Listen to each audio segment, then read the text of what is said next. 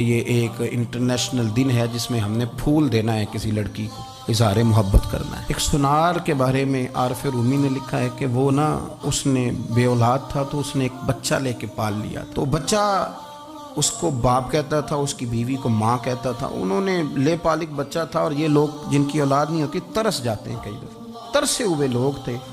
بچے کو لے لیا، پالا، وہ بچے نے بھی حد کر دی فرما برداری۔ اب وہ جوان ہو گیا اور بڑا خوبصورت جوان ہوا۔ وہ سنار کہتا ہے کہ ساری زندگی میں نے صفائی میں، نیکی میں گزار دی۔ ایک دن دکان کے پہ ایک عورت آئی تو وہ کہنے لگی یہ چوڑیاں مجھے خود سے آپ پہنا دیں۔ وہ کہتا ہے میں نے جب اس کا ہاتھ پکڑا تو میرے دل میں غلط خیال آ گیا، میں نے غلط نظریے سے اس کا ہاتھ پکڑا، اور جب میں نے اس کا وہ ہاتھ اس نظریے سے پکڑ لیا، تھام لیا، بہرحال وہ چلی گئی، لیکن وہ میرے ذہن کے اندر ناپاکی آ گئی۔ تو میں گھر گیا تو میری بیوی باہر کھڑی تھی اور رو رہی تھی، تڑپ رہی تھی۔ میں نے اسے کہا کیا ہوا؟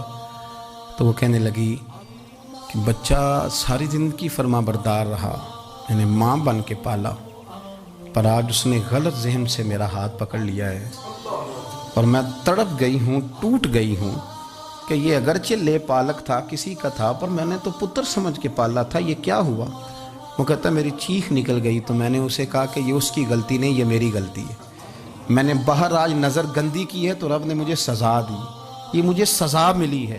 تو کسی کی بہن کو پھول بھیجنا چاہتا ہے تو اگر اسی رات تیری بہن کو پھول آ گیا تو کسی کی بیٹی پر گندی نظر ڈالتا ہے تو اگر یہ تیرے گھر میں یہ قرض چکانا پڑا۔ وہ ایک دوست ہے تو وہ پسند کی شادی کر رہا تھا اس کے گھر میں، تو اس کی بہن نے کہا ہے اس کی بہن نے کہا، اس نے کہا بھائی تو مرضی کی شادی کر رہا ہے، میرا ابا اپنی پگڑی تیرے پیروں میں رکھتا ہے، ماں دوپٹہ رکھتی ہے کہ بیٹے ہم تباہ ہو جائیں گے، نہ کر، اور آج اگر تیرا یہ حال ہے تو پھر مجھے بھی اجازت دے، میں بھی مرضی کی شادی کروں۔ تو وہ کانپ گیا بری طرح سے۔